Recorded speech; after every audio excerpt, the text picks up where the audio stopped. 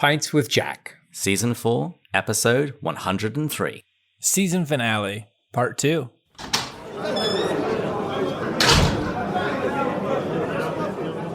Well, welcome everyone. Pints with Jack is your weekly C.S. Lewis podcast, where David, Matt, and I break down and discuss the works of C.S. Lewis. This season, we've eavesdropped on Screwtape's letters, we've listened as he proposed a toast, we've traveled to Narnia and the underworld, and we've spoken to a load of wonderful guests. However, today, sadly, we finish wrapping up our season finale and all of season 4. And today we're going to be reading some of the lovely messages that you, the listeners, have sent us over the course of this season. I don't know about you. I think this has been the best season ever. Yeah. You know, there is something different about it. I don't know what it is, but I agree. It was a good one. But what for you guys who listened to last week's episode, if you're thinking, oh, we're just listening to more reviews, this will be a little bit different. Messages are different than reviews, so you'll get a really chance to hear about a little bit more the direct impact that the ministry is having in people's journeys. And we really do this so you can feel part of the community. And we do see this as a community, and we are so blessed to receive these. And it's our time to share them with you guys as well. So the reviews tend to be a little bit shorter and just direct. This is great, or I like this. Some of these messages and feedbacks that we get through email are a little bit more in depth of the impact that's being had. But don't worry, we will not reveal your guys' names. And in today's episode, we're also going to talk about what's going to be happening between this episode and next season, and what next season is going to look like. Yes, so hang around for that. Well, and I didn't mean to say that this has been the best season because I've been a part of it. Oh, I've just enjoyed it so much. No. You know that I wouldn't be shy about making that claim if that's what I felt. But I just have really enjoyed, and it's been a joy to see, David just explode in terms of his prep and his reach. And we've talked to so many people about so many things, and the interest, I think, is just sky high. And what a blessing to be a part of that. Well, shall we start with the quote of the week? Yes, sir. Superb. One of my favorites. The quote of the week is, "Indeed, the safest road to hell is the gradual one, the gentle slope, soft underfoot, without sudden turnings, without milestones, without signposts." Good choice, Andrew. Yeah, it's a good one. Well, yes, I wish that I had made it. I felt so proud of myself. I carved out an hour or two to go over show notes, and I went over the first part of the show notes and didn't look at the other ones. So I'm flying Matt this week. I'm flying a little unprepared. But, yeah, but I do have my scotch. I always have said that, Andrew, you are a perfect blend of David and I. I did 0. David did both of them, and you did one of them.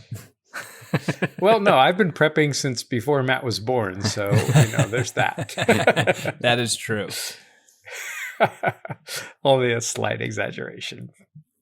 What year were you born, Matt? 1990. You know what? I'm actually curious. What year do you think I was born?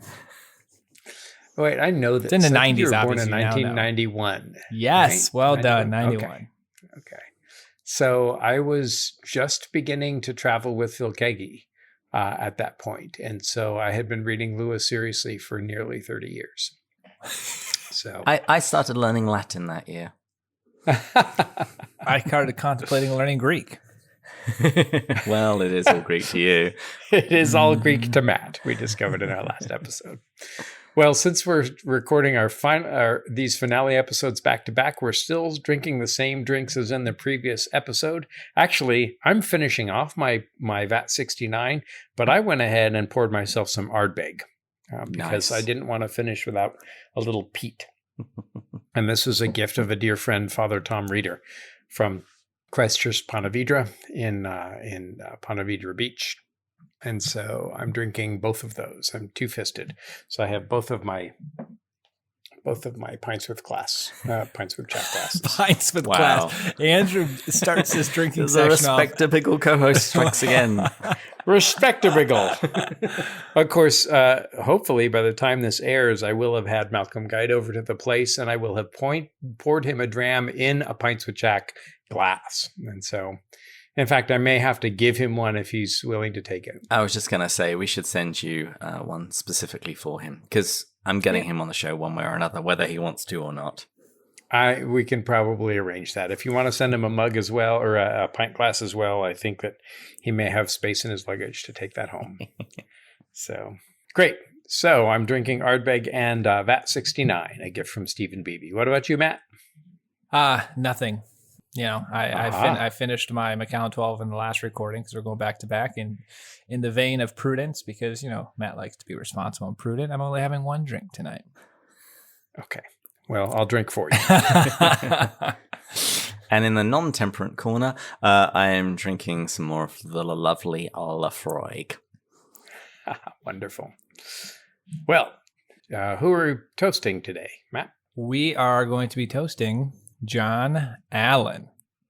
As we say goodbye to this season, I'm reminded of what C.S. Lewis said to Sheldon Van Auken: Christians never say goodbye. And while I appreciate his sentiment, I think Lewis is wrong about that, because goodbye is a contraction in English of the blessing, God be with ye. And so I think that Christians absolutely say, God be with you. So to you, John Allen, and to all of our listeners, God be with ye. Cheers. Cheers.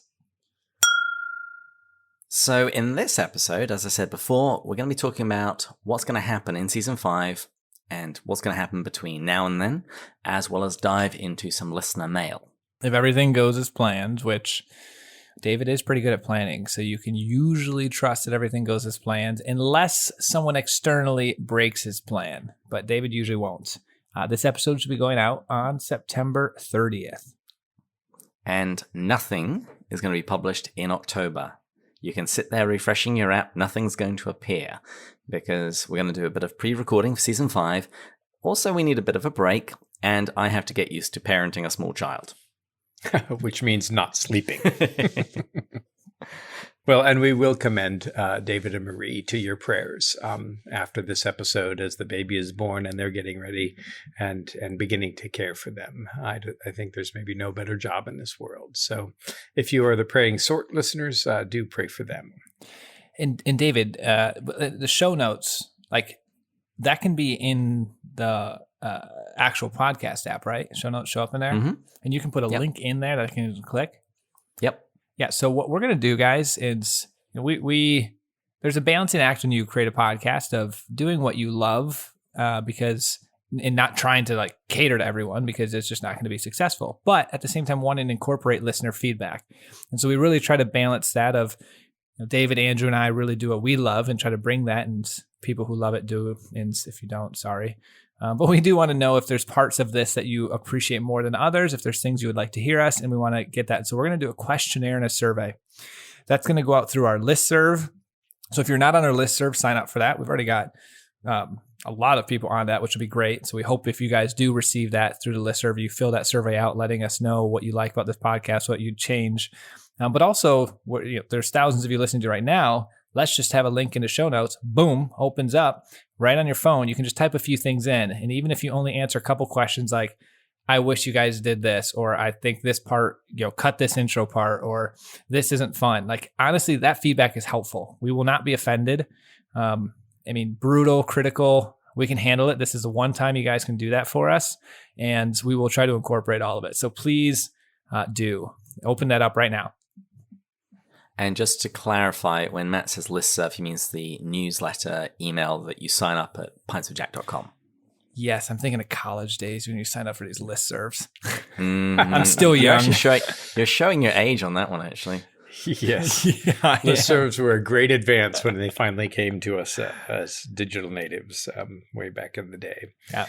So, well, and we'll take your praise as well. It's an encouraging word, and we certainly labor at this in order to serve the Lord and to serve you. And so if there's something that we're doing right too, we'd be happy to hear that as well. Great. Well, and then after a break in October, season 5 will begin on November 2nd. November, of course, is the month that Lewis died and the month that Lewis was born.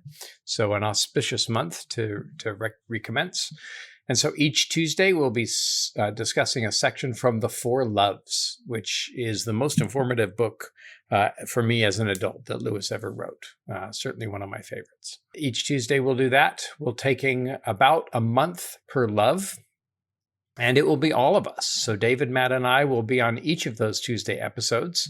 We're not sure we'll continue with this format forever, but we thought we'd give it a go for season 5.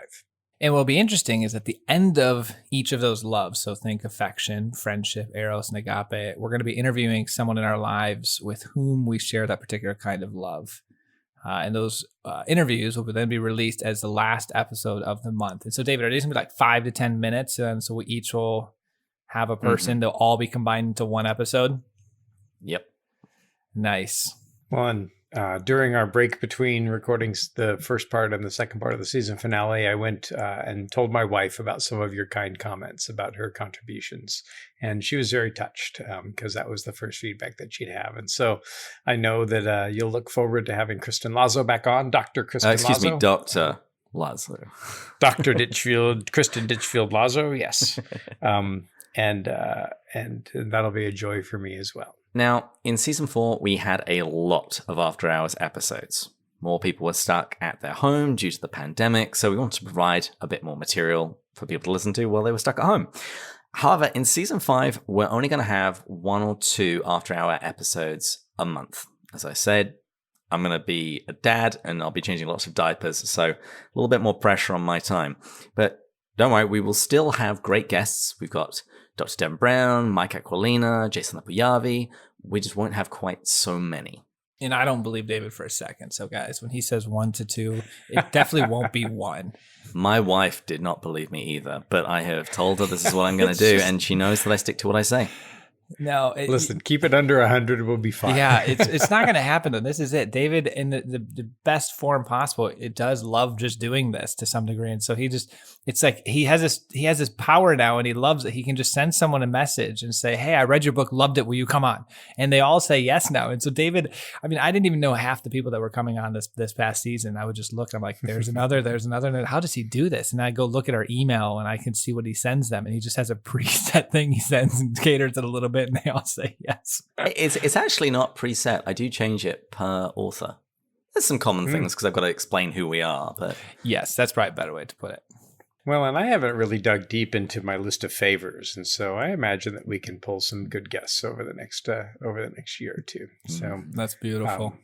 They're just marvelous, marvelous people who have really enriched my life and the life of many others through C.S. Lewis, and so I'm looking forward to bringing some of those folks on too.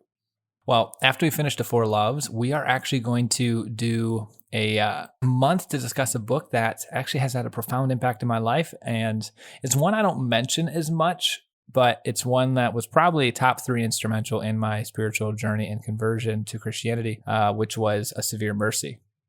And so when I was really wrestling after my Oxford stint, that senior year of college was when I just started devouring a bunch of books. You know, I still wasn't fully convinced yet of Christianity. I had read Mere Christianity, said, I don't know if this is true, but it seems beautiful, and I want to give it a shot. You know, this book actually is reading 2 people who are very pagan, secular, but in a beautiful way, write so much about their journey towards love and the books that impacted them. I would actually underline some of the books they read and then read them. And so I cannot wait for A Severe Mercy to happen. Well, and there's a marvelous edition of that book. It's called Davies Edition, and it has, I think, additional pictures, maybe illustrations. I, too, read that book early on in my Lewis's time. This is a story of a couple who had a marvelous love without God. And then one of the 2 became a Christian. The other one got jealous. And we'll leave it there. But it's just a really wonderful read. And Sheldon Van Auken, when he published A Severe Mercy, published 18 letters that he received from C.S. Lewis. And the second letter, Lewis responded by return of post and said, "Use me any way you wish."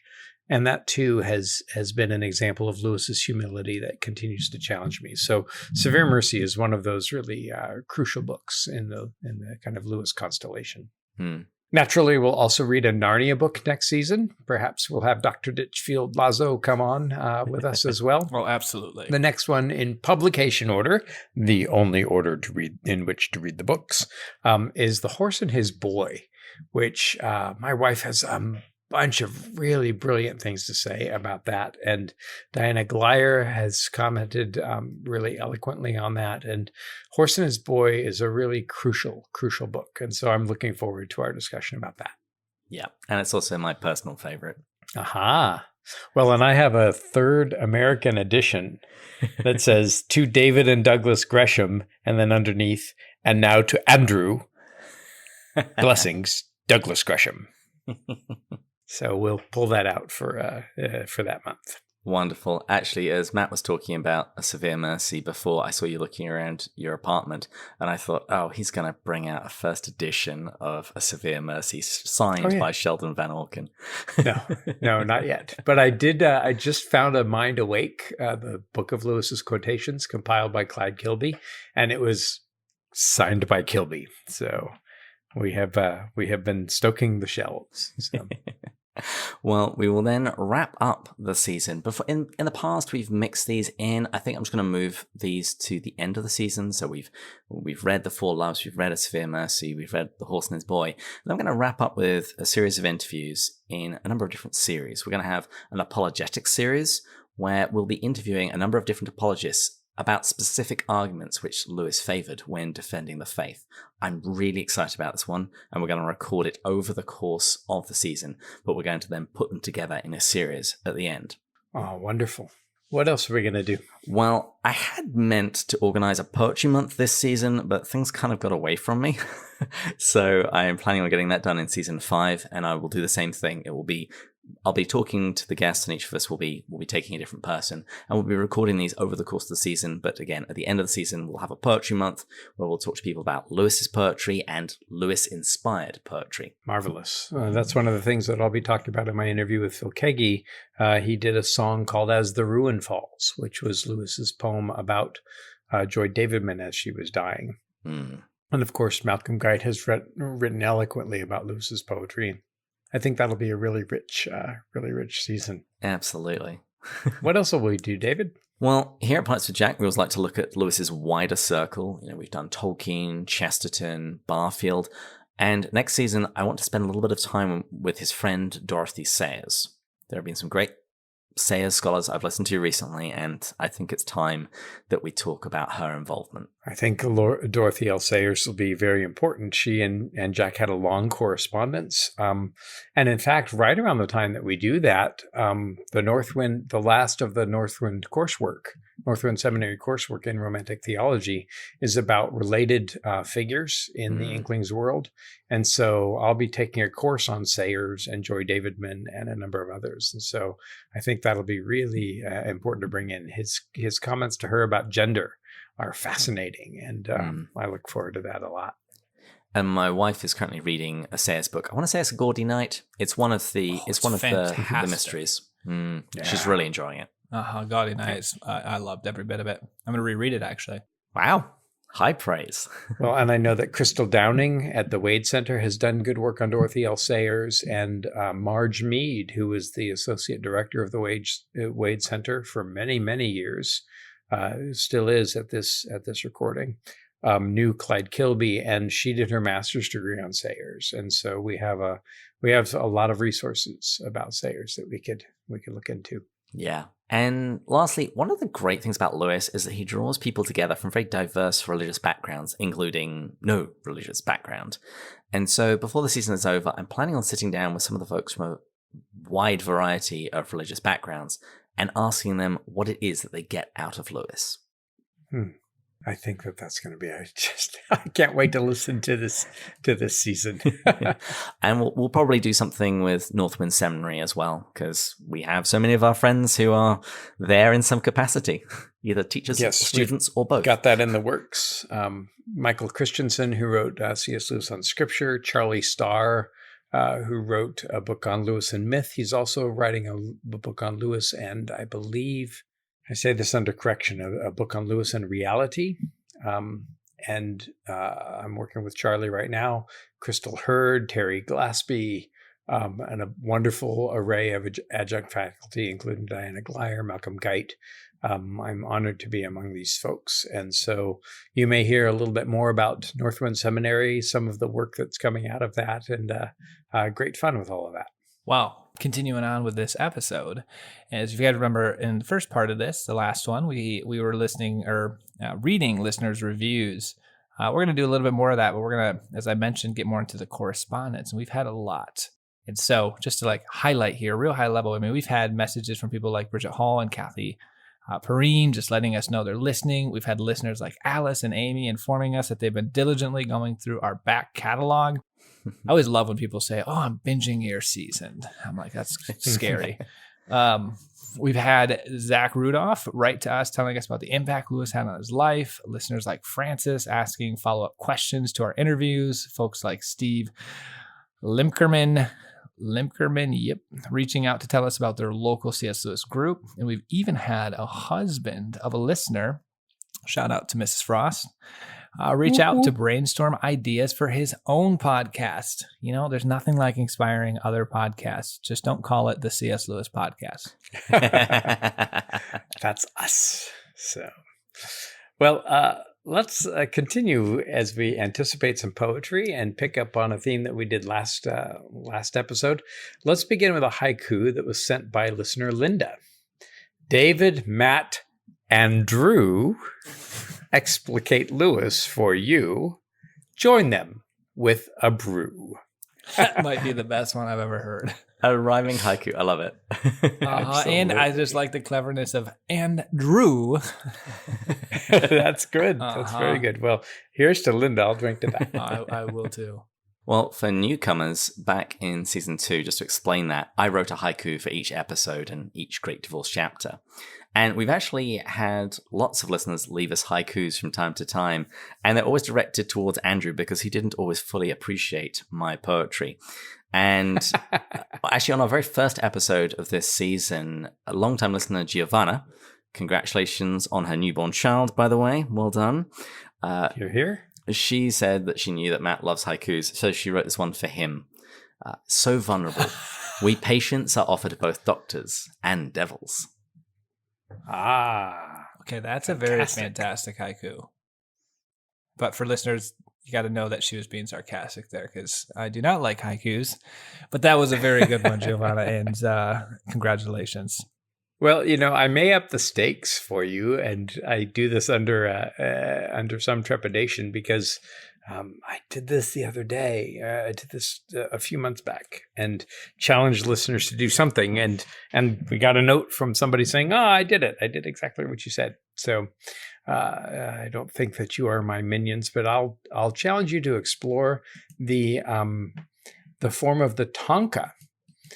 Which is another Japanese poetry form. A tanka is a haiku with 2 extra 7-syllable lines. So we'll include a link in the show notes. But if you can't quite say what you want in 17 syllables, we'll offer you 14 syllables more. So if you want to try a tanka, it's 57577 for those of you keeping score at home. I love it. And turning to some of our social media channels, so that's how we're going to somewhat format this, is go through some of the different avenues that you guys can interact with us, whether listening to our podcast or our content or just interacting with us in some way, shape, or form. And so starting out with YouTube, which is a reminder, guys, we post the audio version of this on YouTube just to kind of give another channel for people to listen to this and share it. It's a little bit easier. But that's where we have the Skype sessions. And so we don't tend to push those quite as much on here. But David is... Sometimes Matt forgets about them entirely.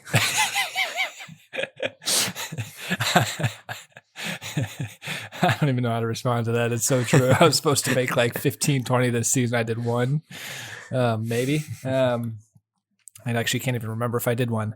But David has done a lot.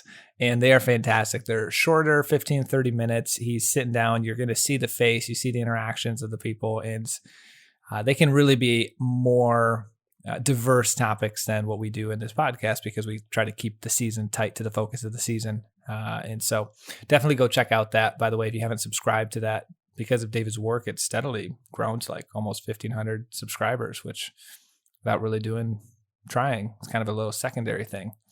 So well done there, David. So I want to do a little shout out to Ronald Thompson, who left the comment. I discovered your YouTube channel from watching a Trent Horn YouTube video this morning. I've just finished watching all 13 of your videos in this series and love every one of them. I'm very excited to begin listening to your podcast as well. Thank you for talking. Thank you for taking the time to do all this. I've been richly blessed by your insights. Well, on behalf of David Bates, you're welcome. Well, that video series that you and I recorded right back in the end of season 1, in just a few weeks, I should be securing the location for recording a new series that we will put out. TBD. Yeah, the listeners, that is something we talk from time to time about the Patreon. That's where it's so helpful. And we're actually, with the current funding, and we'll probably do a little bit of side funding to be able to do another video series of some very rich content. And that will be in the first one I thought turned out well, given our first time and the budget we had. I mean, David and I had, first of all, never done really this podcast much. We had no idea what we were doing. And so we're all in very different stages now, where I think this next one will be just a whole nother level between our knowledge increasing and the resources to make it better. And that will be going up on our YouTube channel. But let's talk about Reddit, because from time to time, I post some of our episodes on Reddit. And I actually recently posted the After Hours episode with Dr. David Downing on the Narnia Reddit channel. And I got a lovely message from somebody called Quartermaster EM16 saying, "Where has this been all of my life?" And I love seeing those kinds of messages. We also had Melanie Trowell. She posted an Instagram story to that same effect. Well, so channel number 3 includes Patreon. And of course, all of our episodes are shared on our Patreon website, and we typically don't get too much feedback there, except from one faithful listener, Lori, who likes to share her hot take on each episode. And after the episode with Dr. Devin Brown talking about the silver chair, here's what Lori wrote. I first remember reading Silver Chair, and the sense of deep sadness enshrouding me at the end almost choked me. I wondered why he'd make it so very sad. Then the resurrection of Caspian, the thorn, his blood. I couldn't laugh or feel the delight deeply enough. And so I think that Lori kind of captures this idea that Lewis really embodies deep sadness and experienced, of course, deep sadness in his life. And death and absence and addiction and so many things, formed part of his experience. And I love that he captures that, puts it in books, and in some ways, I think, teaches children and their parents and those of us who read how to go through those things.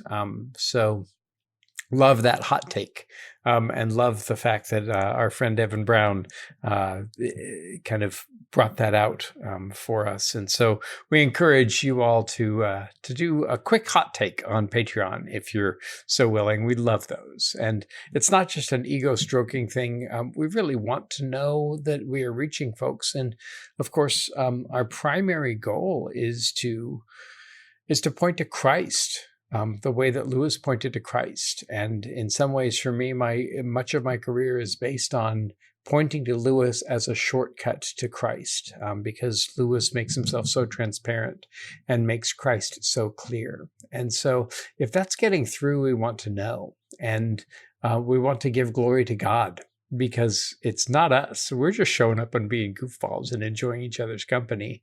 And we are, in the truest sense, as I've said here before, amateurs, lovers of Lewis, because he's meant so much to us and has helped us along on our journey. And so if we can repay that long debt, as Lewis was repaying the debt to MacDonald, we're glad to do it. And so if that's getting through, let us know. And if you have a minute anywhere, and if it's not, let us know so that we can improve the way that we make Lewis clear, so that we can all point to Christ. Well, in the social media channel that I actually have, David deals with all of these, but I have Twitter. I don't actually manage the Pints with Jack Twitter. I just mean I have my own personal Twitter. It's the bane of my existence, but there's just too much finance knowledge on there. I do feel like I need it.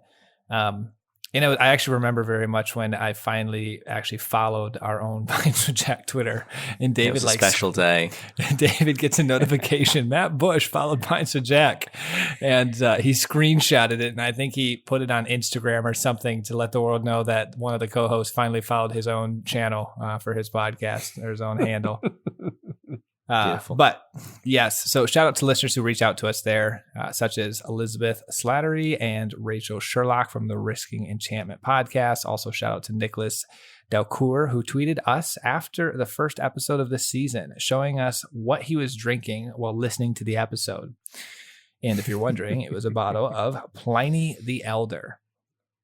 Wow. Pliny the Elder was Pliny the Younger was one of the, I think, Roman authors who recorded something about Christianity. And so he's one of the early historical witnesses, if I'm not mistaken. Did I get that right, David? Yep, that's right. I think was it the Elder or the Younger? I think it was Pliny the Younger. And he was Pliny the Younger. He was the one that set up the standard for how to handle Christians. Basically, don't go looking for them, but if somebody accuses somebody of being a Christian, then bring them forward, get them to recant, or kill them. There we go. So maybe Nicholas needs to send us each a bottle of Pliny the Elder. No, just enjoy one in our behalf. Well, I love the fact that he also included a picture of the T-shirt that he was wearing while listening to our first episode. It was this Mount Rushmore picture. It's a T-shirt, but with each of the presidents replaced with Chesterton, Lewis, MacDonald, and Tolkien. Yes. And then Annie Nardone was just posted a picture of herself wearing that same T-shirt and posted a link. We'll see if we can maybe include in the show notes how to get that T-shirt, which I need. I also like what he wrote there, and he just said, "Let's go," and it had multiple exclamation points, like he is ready. Oh, actually, Babylon B has tweeted out about that T-shirt, but they haven't tweeted out about us. So that's my next goal. Well, Diana knows them, so maybe we should do what we can. I definitely agree. Well, that was Twitter. We've also definitely had an increase in traffic on Instagram over the course of this season. And thanks again to Brittany White for helping out with all of the quotation graphics that you've all been enjoying.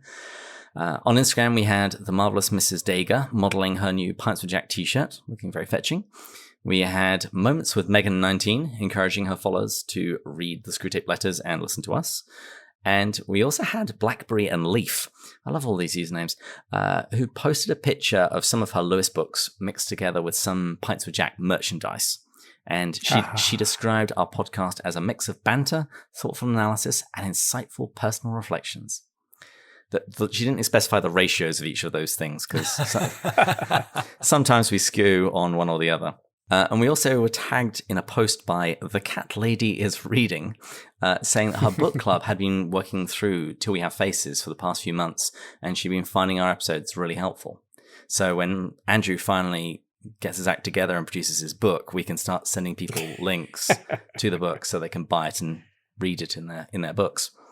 Cheers. Andrew's being strategic, not slothful. He's recognizing every year he waits, we gain more followers and listeners, and then he has a channel to pump it through when he releases it. Hey, I'm working at it. And I'm showing the guys, you can't see because this is radio, but I'm showing the guys that behind me is a whole that bookshelf right back there is full of eBay books. So that's another piece that I'm working on. I promised myself to spend an hour a day. I think I have 6 or 7 first edition subsequent printings of Screwtape, just stacked up ready to go on eBay. So yeah, we're working on it. And The Doctorate is all part of the Till We Have Faces book. So keep praying. Well, on Instagram, we also get messages from people. And this was a lovely one I received just this week from Kasia. Hi, greetings from Poland. I am just writing to let you know that I'm very grateful for your podcast as it helps me grow my spiritual journey. I'm still catching up as I started listening long after you launched your podcast, and I don't want to miss any episode. Good luck. I am now beginning the Screwtape letters, so still a little bit behind. I absolutely love the Great Divorce season. 103 episodes to be explicit. I love the Great Divorce season, and it helps me now as my community and I are going through a season of realigning our hearts with God's heart. I can't wait for the Four Love season, and I'm so happy that Lewis wrote a lot of books because you still have a lot to cover. One more thing. I just love the chemistry, firstly between the two of you, and then all three of you. It's a great joy observing how you relate to each other. Once again, thank you for what you're doing. Blessings, Cassia. That was a delightful message. But another favorite was an interaction we had with a young listener with the username Books and Fireflies. She made a post that said, I love Till We Have Faces. I read it this winter and never would have understood any of it if I wasn't listening to Pints with Jack while reading. But it was incredible. And she later shared a screenshot of one of our laser-etched beer mugs, a picture from the website. And she says, I'm not old enough to drink, but I need this in my life. I'll just fill it with Dr. Pepper.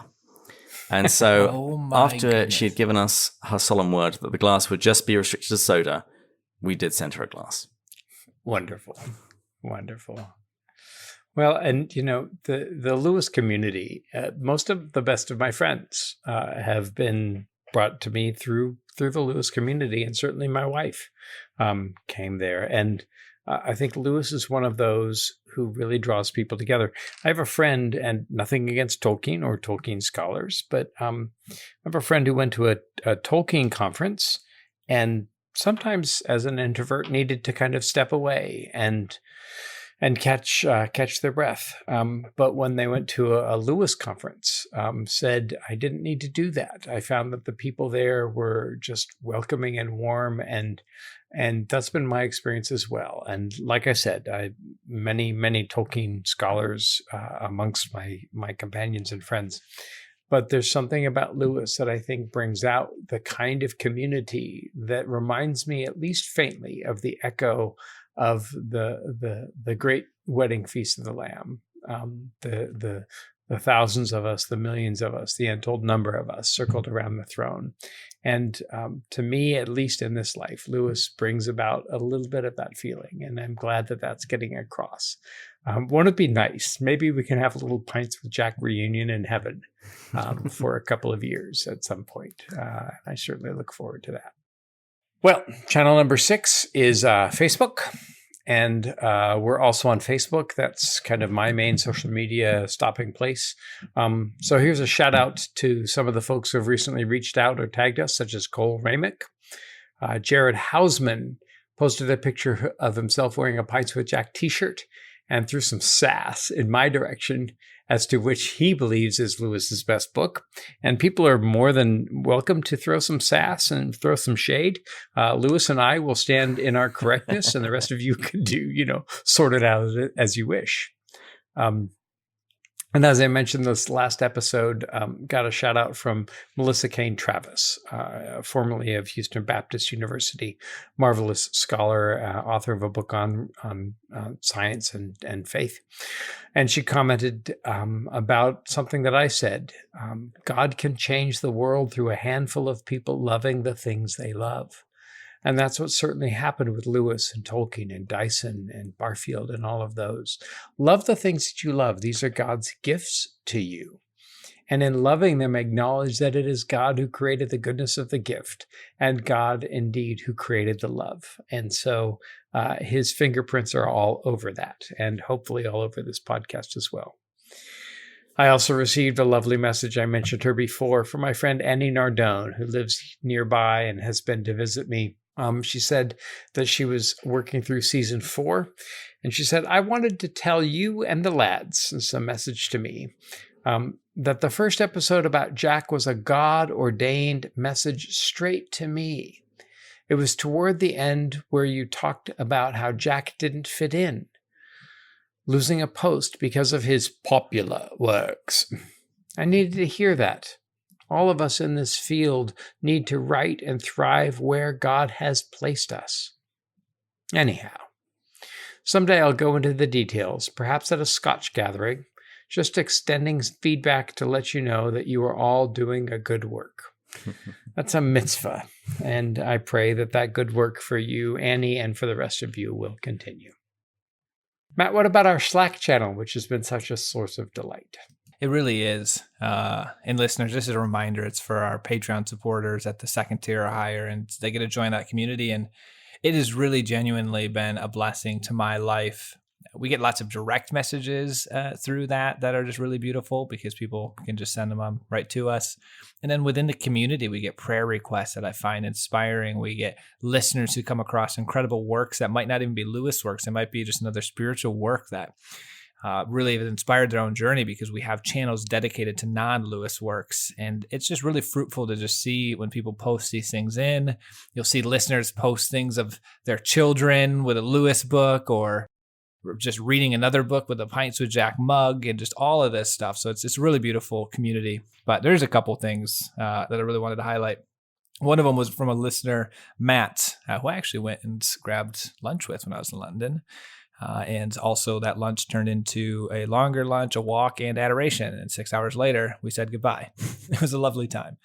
But he wrote, at breakfast yesterday, my youngest son asked me casually whilst eating, Dad, which do you prefer to read, the Bible or C.S. Lewis? Silence ensues. Immediately, I began to figure out all kinds of clever and rather Lewisian ways of hiding the fact that currently it would be Lewis. I feel like Lucy in The Dawn Treader, who felt sure that the voice of the albatross was actually the voice of Aslan. In other words, I feel rebuked by the Lord himself. I love that. And we just had someone else that also had actually, I really loved how the community came around, an individual who had just, a storm had really led to some hardship with a tree, I think, went down in the house. I don't remember the explicit details. This was back in November, but I just loved how the community reached around and really wanted to pray and offer any help and assistance in any way, shape, or form. And it was lovely. I had reached out to the individual directly as well, and she had just sent a beautiful message back of really just the temporary struggle that came, and then coming back to the podcast and the community and all of the encouraging words that she had read, and just the blessing the community was, the blessing the podcast was. And we're all very vulnerable. I try to be vulnerable on this podcast. So she had mentioned and even had a conversation with me about some of the stuff I have been going through as well during that season that was last year in 2020. And so really it's just been a blessing in many ways. And so definitely come join that community by going to Patreon. And another advantage of having listeners reach out to us is we find out how they came to find us. So Robert Prowse, he found us through the Council of Trent. Jessica Miller, she found us through the Talking Beasts podcast. Somebody with the username Old School Family found us through another podcast I love, Classical Stuff You Should Know. And we joked about our advertising on Catching Foxes because we didn't see any change in subscriptions. And so we asked, hey, if you found us through Catching Foxes, let us know. We found 2 listeners. So Zach and Tyson, you guys rock. That's fantastic. You cost me a lot of money. Okay. You are our most valuable listeners, Matt. I use my own resources. We don't use the Patreon stuff for that. I was like, I want to just try advertising, and Dave's like, yeah, if you want to do it with your own money. I was like, all right, I'll give this a shot. Nope, didn't do that again. No, it was wonderful. And we are now nearly out of time, so why don't we end with one last review. This is from Texas Lee, and the review is entitled The Perfect C.S. Lewis Podcast. Why did it take me 3 years to find this podcast? It's perfect because the hosts are enthusiasts, but they don't pretend to be experts. That means that I and other enthusiasts who are not experts can understand and enjoy the podcast. Going through books chapter at a time is brilliant. That allows me to learn and think about the content of the books in small bites so I don't get overwhelmed. If you all haven't decided what to cover in the next season, may I suggest following Dr. Michael Ward's advice and starting with the essay, The Poison of Subjectivism, encouraging people to revisit the first few chapters of Mere Christianity and then reading The Abolition of Man. I know you all are busy, especially David, who is expecting a baby. Congratulations. Thank you very much. So I very much appreciate you continuing to make time to prepare and record this podcast. Thank you. God bless. And I think that's quite a nice review to end with, just because thank you. Thank you, everybody, for listening, for being part of our community, and we feed off your enthusiasm. Well, and let me say that God really has blessed. It's blessed. Lewis has blessed each of the 3 of us. He's blessed the friendship of us 3 as we do this task together. He's blessed us in our communications with you, and he's blessed us by reading Lewis and growing deeper in our spiritual walk. And so your wish of God's blessings, your prayer for that, God is already supplying and answering. And so thank you for that wish. We wish it back to you. He already is. And so we thank you for that. And we'd like to also thank all of our Patreon supporters, all of the listeners, particularly our top-tier patron supporters, Dawn, Sterling, Shane, John, Kevin, Brian, Kay, Monique, Paul, Kimberly, Gillis, Gary, Stephen, Matt, Jeff, Chris, John, James, Kate, and Rowdy. One breath. I'm getting good at this now. Showboater. And as a reminder, guys, go check out our other social media channels and platforms. And you might want to specifically do that in the month of October because we will not be posting for 1 month. So don't fear, your podcast is not going away. In fact, through that month, you can be assured we will be working on future episodes and just building up a nice little reserve that allows us to keep this thing moving forward smoothly because life sometimes throws curveballs at you, and having a repertoire of a few episodes re-recorded ahead of time is helpful. And please leave us reviews on iTunes or any of the podcast apps, guys. That is so helpful to us. Rate it. If it's less than 5 stars, we don't mind that. We appreciate honesty. But let us know why, because that's always helpful. Well, merchandise. Another important thing to do in October as you prepare for our next season. Pick up a copy of The Four Loves, in addition to your pint glasses and your mugs and your Scotch glasses and your T-shirts. But pick up a copy of The Four Loves. Admittedly, the first couple of chapters take a little getting through. Read it slowly. Read it out loud. Read it to someone you love. But The Four Loves, I think, is a treasure trove of riches, and I hope that you'll be blessed by our exploration of that book in the year to come. And guys, join us next season when we'll be going further up and further in. Cheers. Cheers. Cheers.